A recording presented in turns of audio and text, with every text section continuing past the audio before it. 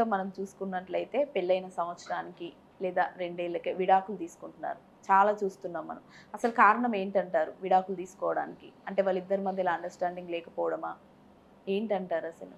So, present ఏంది అనంటే, మన టెక్నాలజీ డెవలప్ అయిపోతుంది. ఆటోమేటిక్‌గా మనుషుల్లో స్వార్థాలు అండ్ అదే గాకుండా వాళ్ళ స్వభావాలన్నీ చేంజ్ అవ్వడం వల్ల గూడా దీనికి దారితీస్తూ ఉన్నాయి. హ్మ్. మనం చూసుకుంటే ఇప్పుడు ప్రెజెంట్ ఏదైతే ఒక మీరు 1 ఇయర్, 2 ఇయర్స్ అన్నారు గదా! చాలా వరకు ఒక 15 డేస్‌కి పెళ్ళైన 15 డేస్‌కి, 20 డేస్‌కి, 1 మంత్‌కి విడిపోయి ఉన్నాయి గూడా చాలా ఉన్నాయి. So, okay. విడిపోవడం, వాళ్ళెళ్లి 490 కేసులు ఫైల్ చేసుకోవడం, డీవీసీ ఫైల్ చేయడం, ఇవన్నీ ఫైల్ చేయడం అనేది కామన్ అయిపోయింది. హ్మ్. సో, ఇక్కడ మెయింటెనెన్స్ ఎందుకు ఫైల్ చేయరు అనంటే, మాక్సిమం రీసెంట్ ఏదైతే 1 ఇయర్, బిలో 1 ఇయర్ మ్యారేజెస్ అయినా గానీ, లేదు వాళ్ళకి పిల్లలు లేకపోయినా, వర్కింగ్ వుమెన్ అయినా కానీ, వాళ్ళు మెయింటెనెన్స్ ఫైల్ చేసుకుంటే రావడం ఇంపాసిబుల్ అనమాట. సో, ఇక్కడ ఏంది అనంటే, ఓన్లీ ద థింగ్ కొన్ని సిట్యుయేషన్‌లో కొంతమందికి ఏంది అనంటే, ఒక మోటో ఉంటదనమాట. నా కొడుకు నా మాటే ఇనాలి. నా బిడ్డ నా మాటే ఇనాలి. హ్మ్. సో, వాళ్ళ అత్తమామల ప్రెషర్ నా బిడ్డకు ఉండకూడదు. ఇన్‌కేస్ నా కొడుక్కి ఉండకూడదు.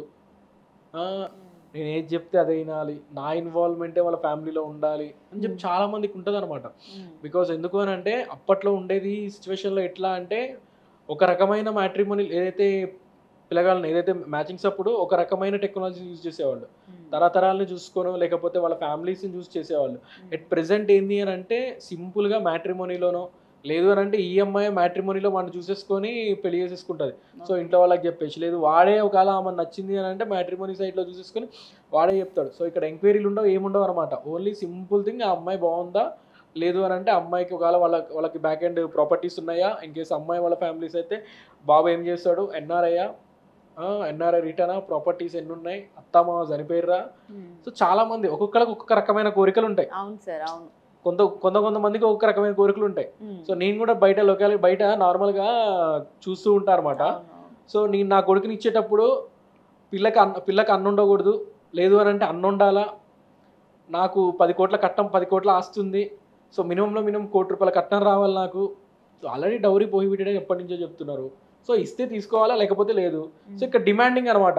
సో, మీరెంత ఇస్తారు డైరెక్ట్ అటాకే. మీరెంత హ్మ్. ఇస్తారు? నాకు అవును. 10,00,00,000 ఆస్తి ఉంది. మీరెంత ఇస్తారు? అవును సార్. సో, ఇట్లాంటి సిట్యుయేషన్స్ అండ్ కొన్ని సిట్యుయేషన్స్‌లో అయితే డైరెక్ట్‌గా పే స్లిప్సే చేంజ్ చేస్తూ ఉంటారు. నేను చూసినవి చాలా చూస్తూ ఉన్నా. హ్మ్. సో, ఏదైతే వాడికి సాలరీ వచ్చేది సాలరీ వచ్చేది ఒక 50,000, 60,000 ఉంటది. హ్మ్. సో, వాడు ఆ పే స్లిప్‌లు మాత్రం 1,00,000, 2,00,000 పెట్టేసి పే స్లిప్ కూడా కాదు. సో, నేను లైవ్‌లో చూసింది ఏంది అనంటే వాడికి ₹50,000 ఆఫ్ సాలరీ వస్తుంది. హ్మ్. వాడు ఏదైతే మ్యాచింగ్స్ అప్పుడు చూపించుకుంది 1,00,000 పే హ్మ్. స్లిప్ చూపియడం కాదు. 1,00,000 అని చెప్పాడు. ఎప్పుడైతే ఇప్పుడు ఆల్రెడీ టెక్నాలజీ డెవలప్ అయిపోయిందని అవును చెప్పా. సార్. అవును. అమ్మాయిలు కూడా షార్ప్ అయిపోయిర్రు. హ్మ్. సో, అంతకు ముందులాగా అంత ఘనంగా లేరనమాట. ఇన్నోసెంట్ లాగా లేరు. సో, అవసరం ఆవులిస్తే అంటారు కదా! ఆవులిస్తే పేగులు పేగులు లెక్క. లెక్కేసేటట్లున్నారనమాట ప్రతి ఒక్క అమ్మాయిలు. అంటే మిమ్మల్ని అనట్లేదు మ్యామ్. నార్మల్‌గా చెప్తున్నా. సో, ఆవులిస్తే పేగులు లెక్కేటట్టున్నారు కాబట్టి ఆమె సింపుల్‌గా ఆ కంపెనీ వెబ్‌సైట్‌లో గాని లేదు పీఎఫ్ త్రూనో ఎట్లో చూసింది. హ్మ్. సో, ఇంత సాలరీ రావట్లేదు అబ్బాయికి. ₹50,000 ఆఫ్ సాలరీ వస్తుంది. ఆల్రెడీ నేను చూషినా అని చెప్పింది. సో, ఆ మ్యాచ్ క్యాన్సిల్. బికాజ్ ఎందుకు అనంటే అమ్మాయి మనకంటే తెలివితేటలుగా ఉంది. సో, అమ్మాయి అంటే మనకు ఆ సెట్ అమ్మాయి కాదని ఎప్పుడు అంటారు. ఎప్పుడు చూసింది సార్? వీళ్ళేదైతే 1,00,000 సాలరీ అని చెప్పారో, హ్మ్. దాని తర్వాత వాళ్ళకి డౌటొచ్చి అడగడం జరిగిందనమాట. ఇంత షార్ట్ టర్మ్‌లో రీసెంట్‌గా రిక్రూట్ అయింది. ఇంత షార్ట్ టర్మ్‌లో ఇంత ఎట్లొచ్చింది అని చెప్పేసి వాళ్ళు అడిగిర్రు. సో, ఆ సిట్యుయేషన్‌లో ₹50,000 ఆఫ్ సాలరీయే కదా వస్తుంది. బికాజ్ ఎందుకు అనంటే ఈ ప్రెజెంట్ ఉన్న సిట్యుయేషన్‌లో సింపుల్ థింగ్. ఒక లింక్డ్ఇన్‌లోనో ఏదో ఒక దాంట్లో ఆ కంపెనీ వాళ్ళు ఎవరినో ఒకళ్ళని పట్టుకొని సాలరీ ఎంతొస్తుందో ఎంక్వైరీ చేయడం సింపుల్ థింగ్. సింపుల్. అండ్ అదే కాకుండా రకరకాల పోర్టల్స్ ఉన్నాయి. అవును. పీఎఫ్ కొట్టినా కూడా వస్తది. సో, ఆ అవును. పాస్‌వర్డ్ ఇవన్నీ తీయాలి అంటే కష్టము అని అనుకుంటే మెనీ వేస్ ఉన్నాయి. ఒకటి కాదు గదా! కొన్ని సిట్యుయేషన్స్‌లో అయితే మాత్రం పెళ్లి ముందు దాకా వాడు జాబ్ చేస్తాడు. పెళ్లయిపోయిన తర్వాత జాబ్ చేయడు. బిజినెస్ గూడా లేదు ఉంటది అనంటే పెళ్ళికి ముందు. బిజినెస్‌లోకి పెళ్లయిపోతది. ఒక 1 ఇయర్ అయిపోతది. జాబ్ పోయింది. మావోడు నాకు జాబ్ చేయాలనుకోవట్లేదు. బిజినెస్ లాస్ ఇంటికొచ్చేస్తా అంటాడు. వచ్చింది. Business loss. సో, దాని తర్వాత ఎన్ఆర్ఐ అంటారు. సో, ఎన్ఆర్ఐ ఇక్కడ అమ్మాయిలకు కూడా అంతే ఉండొచ్చు. హ్మ్. ఇక్కడ వాళ్ళు ఎన్ఆర్ఐ నాకు ఓన్లీ ఎన్ఆర్ఐయే కావాలి అని అంటారు. అనేటోళ్ళు గూడా అందుకే ఉన్నారు. ఇట్లాంటి మోసాలు జరుగుతున్నాయి. అవును. నాకు ఓన్లీ ఎన్ఆర్ఐ కాదు, నాకు అబ్బాయి మంచోడు అని కోరుకుంటే ఇప్పుడు ఇట్లాంటి ఫ్రాడ్‌లెంటివి పెరగవు గదా! అవును. వాడు పెళ్లి చేసుకునే ముందే ఇంత ఘనంగా యాక్టివిటీస్ చేస్తుండు, ఇంత క్రిమినల్ యాక్టివిటీస్ చేస్తున్నాడు అంటే పెళ్ళైన తర్వాత ఇంకెన్ని చేస్తాడు? అవును. ఇంకెన్ని దాచిపెడతాడు? అంటే మన దగ్గర ఓపెన్‌గా ఉండడన్నట్లే గదా! హ్మ్. సో, ఇట్లాంటి సిట్యుయేషన్స్ అన్నీ బేస్ చేసుకొని వన్స్ అపాన్ ఎ టైమ్ ఇయన్నీ రివీల్ అయిపోతాయి. అవును. సో, దాని తర్వాత ఆటోమేటిక్‌గా అమ్మాయికి నెగెటివిటీ అనేది వచ్చేస్తది. అవును. ఆ అమ్మాయి వాళ్ళ పేరెంట్స్‌కి చెప్తది. సో, వాళ్ళ అవును. పేరెంట్స్ కూడా ఇన్వాల్వ్ అయిపోతారు. హ్మ్. సో, తర్వాత ఆటోమేటిక్‌గా గొడవలనేవి స్టార్ట్ అయితూ ఉంటాయి. సో, ఇవన్నీ 1 ఇయర్‌లో విడాకులైతాయి. 1 ఇయర్‌లో విడాకులయిపోతాయి. ఇదంతా ఎందుకయిపోయింది? టెక్నాలజీ డెవలప్ అయిపోతుంది. అన్ని అవును. బుర్రలన్నీ అన్నీ పెరిగిపోయినాయి. అవును. సో ఆటోమేటిక్గా అంతకుముందు ఏంటంటే ఇంత ఘనంగా బుర్రలు ఎవరికి లేవన్నమాట. ఇంత పెద్ద పెద్ద బుర్రలు చెప్పిందే ఎవరికి లేవు. వేదం. చెప్పిందే వేదం, మొగుడు చెప్పిందే వేదం ఉంటుంది, మొగుడికైనా పెళ్ళని చెప్పిందే వేదం ఉంటుంది కాబట్టి అవి ఇప్పుడు నడిచేది. ఇప్పుడు అవన్నీ లేవన్నమాట. సో ఇవంతా రివర్స్. సో ఇప్పుడున్న ప్రెసెంట్ సిచ్యువేషన్లో దాన్ని బేస్ చేసుకున్న డైవర్స్ రేషియో అనేది పెరిగిపోతుంది. అండ్ అదే కాకుండా ప్రెసెంట్ ఉన్న సిచ్యువేషన్స్లో ఏ అమ్మాయి కూడా ఒకళ్ళు చెప్తే వినే స్టేజ్లో లేదు. అండ్ ప్రతి ఒక్కళ్ళు ఒక ఇండిపెండెంట్గా బతకాలి అండ్ ఇండిపెండెంట్గా ఉండాలి అండ్ అత్తామామలతో ఉండకూడదు. అంతే కదా, అత్తామామలతో ఉండకూడదు, నేను వేరు కాపురం అయితే ఉంటా, ఇట్లాంటి ఇష్యూస్ అన్ని రైజ్ అవుతూ ఉన్నాయన్నమాట. సో ఇక్కడ ఏంటి అని అంటే ఫస్ట్ ఆఫ్ ఆల్ మనకు ఫోన్ ఒకటి బ్యాన్ చేయాలి. అండ్ వాళ్ళని ఏంటంటే బయటికి వెళ్ళనిచ్చో ఓకే. సో ఫోన్ అనేది బ్యాన్ చేయాలన్నమాట. సో ఫోన్ వల్ల సగం అయిపోతుంది అమ్మాయిల దగ్గర కానీ అబ్బాయిల దగ్గర కానీ. ఫోన్ అనేది బ్యాన్ చేయాలి ఫస్ట్. ఎందుకంటే ఈ ఫోన్ వల్లనే సగం అయిపోతాయి. సో నా మొగుడు నాకు బ్రేస్లెట్ ఇప్పించిండు, మీ ఆయన ఏమి ఇప్పించిండు బర్త్డేకి, ఇగో ఇట్లాంటి క్వశ్చన్స్. లేకపోతేనేమో మా అమ్మాయి ఈ అత్తలు ఇద్దరు మాట్లాడుకుంటారు, మీ అల్లుడు ఏమి ఇప్పించిండు మీ అమ్మాయి బర్త్డేకి, మా అల్లుడు ఇప్పించిండు. లేకపోతే కిట్టి పార్టీస్ అని ఉంటాయి, ఈ కిట్టి పార్టీస్ లో కూర్చొని జమ అయ్యి ముచ్చట్లు పెట్టడాలు. సో ఇవన్నీ అవుతూ ఉంటాయి అనమాట. అంటే ఒకప్పుడు కూడా అట్లా మాట్లాడుకున్నారు కానీ అప్పుడు విడాకులు లేవు సార్. ఇప్పుడు రావడానికి ఒకప్పుడు ఇన్ని మాట్లాడుకోలేదు మ్యామ్. ఒకప్పుడు ఇన్ని మాట్లాడుకుంటూ ఉంటే మస్తు వచ్చాయి, అప్పటి నుంచే స్టార్ట్ అయ్యాయి. ఇవన్నీ ఇప్పుడే స్టార్ట్ అయినాయి కదా. మనుషులకు ఆశలు ఎప్పుడు పెరిగినాయి? ఎప్పుడైతే కరెన్సీ వాల్యూ పెరిగిందో, ఎప్పుడైతే జనాల్లో డబ్బు అని బ్రెయిన్లో పడిందో అప్పటి నుంచే ఇదంతా పెరిగిపోతూ ఉంది.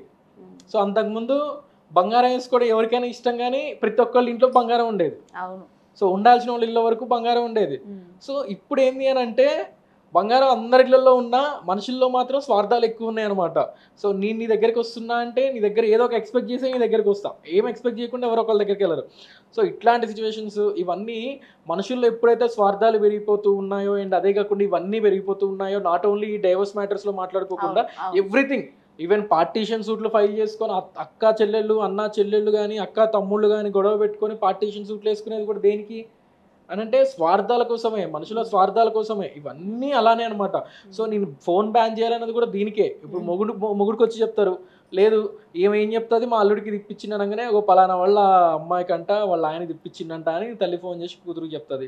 లేదు ఒక ఆల కనుక నాకు చేత కావట్లేదు అన్నం వండుతున్నానంటే, చేత కానప్పుడు ఏమైంది ఒకరోజు బయట నుంచి తెప్పిలేడం మీ ఆయన అని చెప్పి ఇట్లా కీదిప్పడాలు ఎక్కువైపోతూ ఉంటాయి అనమాట. లేదు పిల్లగాడి తల్లిదండ్రులు కూడా ఫోన్ చేసి గంతే చెప్తారు. బికాస్ ఎందుకు అని అంటే ఒక అమ్మాయి నిన్ను నమ్మకంతో వాళ్ళ తల్లిదండ్రులు ఇంటికి పంపించిర్రు అని అంటే చాలా చాలా పెట్టుకొని చాలా హోప్స్ పెట్టుకొని మీ ఇంటికి పంపిస్తూ ఉంటారు. అట్లాంటి సిచ్యువేషన్లో దాన్ని నిలుపుకోవాలి.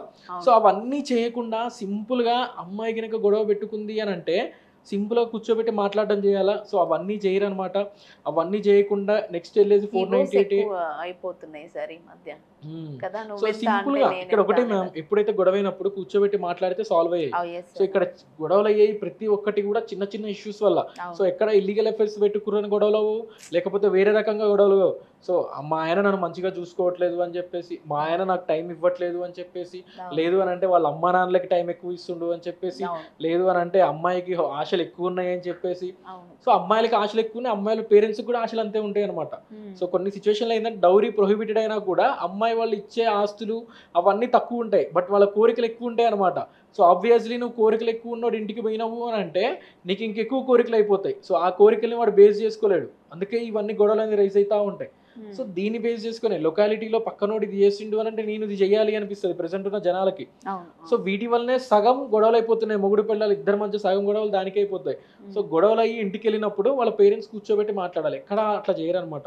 ఆల్మోస్ట్ ఒక 70% ఆఫ్ ద పర్సన్స్ సింపుల్గా వెళ్ళేసి 498 పెట్టేస్తారు. 498 కూడా 1+1 ఆఫర్.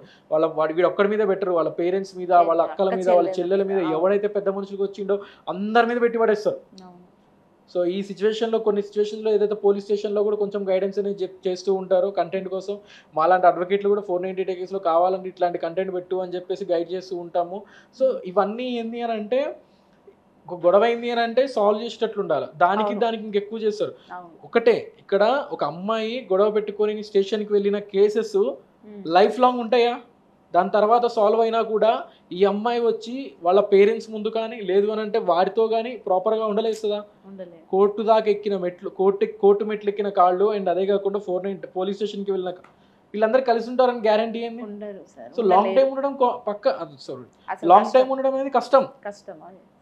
సో నేను ఏం చెప్తానంటే అక్కడి దాకా వెళ్ళాల్సిన అవసరం లేదనమాట. సో అవును. ఇవన్నీ ఏదైతే ఈ నెగిటివిటీ స్ప్రెడ్ అయింది, ఈ ఫోన్లు అని చెప్పి ఇది ఎక్స్ట్రా ఇవి కల్చరల్ యాక్టివిటీస్ ఎక్కువైన కాడి నుంచి ఈ డైవర్స్ రేషియో కూడా పెరిగిపోతూ ఉంది. సో అవును. అందుకే నేను ఇదంతా చెప్పడం జరిగింది. అవును సార్. కూర్చొని షార్ట్ అవుట్ చేసుకుంటే క్లియర్ అయిపోతాయి. వాటికి కూర్చొని కూడా మాట్లాడుకుంటే సార్ట్ అవుట్ అయ్యే మ్యాటర్‌లని అవును. సో అది ఇంకా లెంతీగా చేసుకుంటూ అవును. ఉంటారు. అవును.